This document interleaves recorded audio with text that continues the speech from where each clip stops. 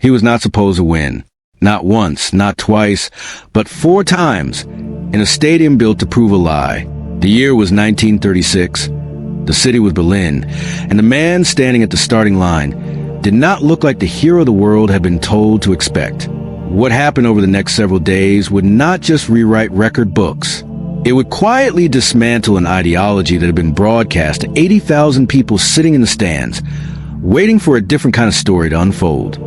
Adolf Hitler had spent years constructing a narrative of racial supremacy, and the 1936 Olympics were meant to be its grand unveiling. Nazi Germany had built glistening new stadiums, filmed propaganda reels, and prepared a global stage to showcase what the regime believed was the pinnacle of human achievement. Instead, an African-American track and field athlete named Jesse Owens stepped onto that same track and delivered a performance so overwhelming that it became impossible to ignore, no matter how desperately some in power wanted to look away.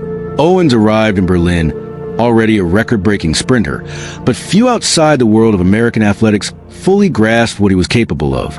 Born in Alabama in 1913 to a family of sharecroppers, he had grown up in a nation that offered him little in the way of institutional support.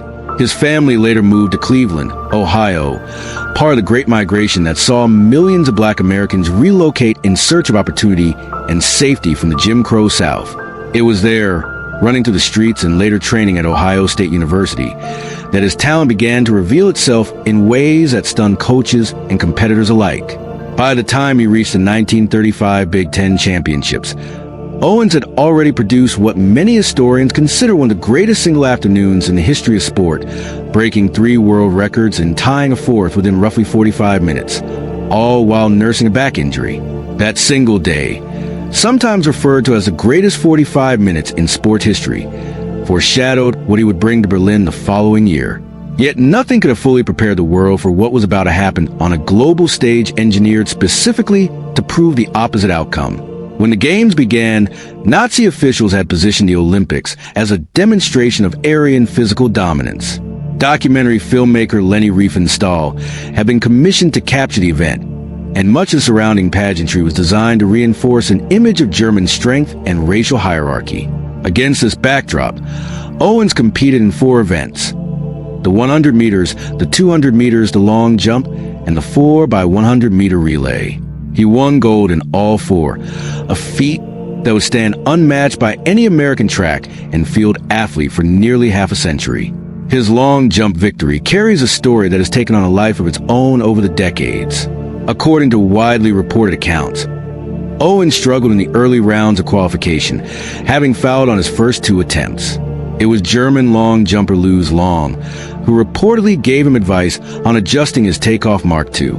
Avoid another foul, an act of sportsmanship that allowed Owens to qualify and go on to win gold, with Long taking silver. The two reportedly walked arm in arm afterward in front of the crowd, and Owens later spoke publicly and warmly about their friendship in interviews and in his own writings. While some details of the exchange have been recounted differently across sources over the years, the broader gesture of respect between the two competitors has remained a consistent and celebrated part of Olympic history. What makes the story resonate so powerfully is not only the athletic triumph itself, but the political and social context surrounding it. Hitler had reportedly left the stadium or avoided formally acknowledging some of the earlier Black American medalists, though historians have long debated the specifics and motivations behind this, noting that Olympic protocol at the time did not require personal congratulations to every winner. Owens himself addressed this ambiguity later in life, stating in various public remarks that he did not feel personally snubbed by Hitler in the way many later accounts suggested, and that the more painful reception, in his own words, came from the treatment he received back home in the United States.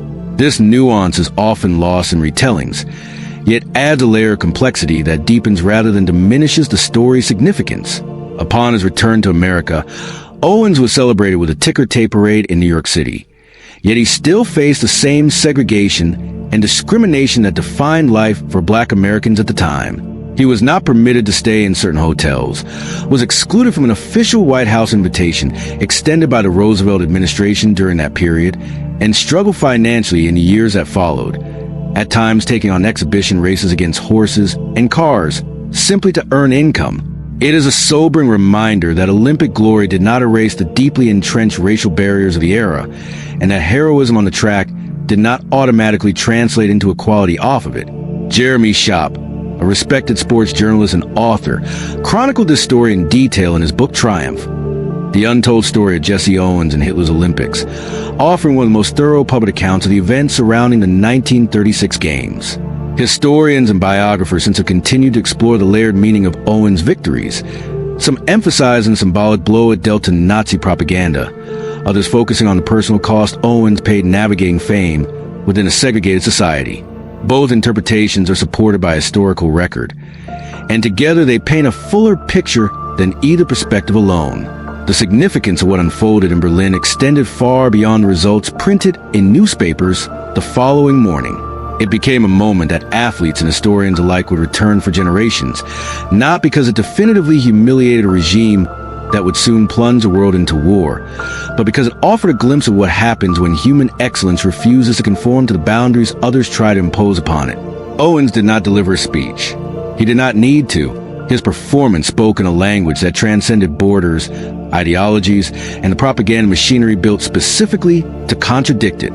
In the decades since, Owens has been honored repeatedly, receiving the Presidential Medal of Freedom in 1976 from President Gerald Ford, and later, in 1990, the Congressional Gold Medal was posthumously awarded to him by President George H.W. Bush, recognizing not only his athletic achievements, but his broader impact on American history. Stadiums, streets, and scholarship programs bear his name today, and his story continues to be taught in schools as an example of resilience under extraordinary pressure. What makes this story endure is not simply the drama of athletic competition, but what it reveals about the limits of ideology when confronted with undeniable human capability. The Nazi regime had spent enormous resources trying to script a particular outcome for the world to witness. Yet a young man from Alabama, running with quiet focus and remarkable discipline, disrupted that script in front of the very cameras meant to validate it. It stands as one of the most striking examples in modern history of how a single individual's excellence can complicate and even undercut a broader narrative of hatred and division, even if it could not dismantle it entirely on its own. Owens passed away in 1980, but the resonance of those 4 gold medals has never faded. His story remains a touchstone not only in the history of sport, but in the broader story of the 20th century struggle over race, nationalism, and the meaning of human dignity. It reminds us that shock, in its truest form, is not always loud or immediate. Sometimes it arrives quietly, in the space between the starting gun and the finish line, and settles permanently into history long after the stadium lights have gone dark. What Owens accomplished in Berlin did not end prejudice, nor did it single-handedly alter the course of the war that followed, but it left behind an undeniable truth, etched into public record and human memory alike, that no ideology built on exclusion can fully withstand the plain, visible fact of excellence when it finally takes a stage.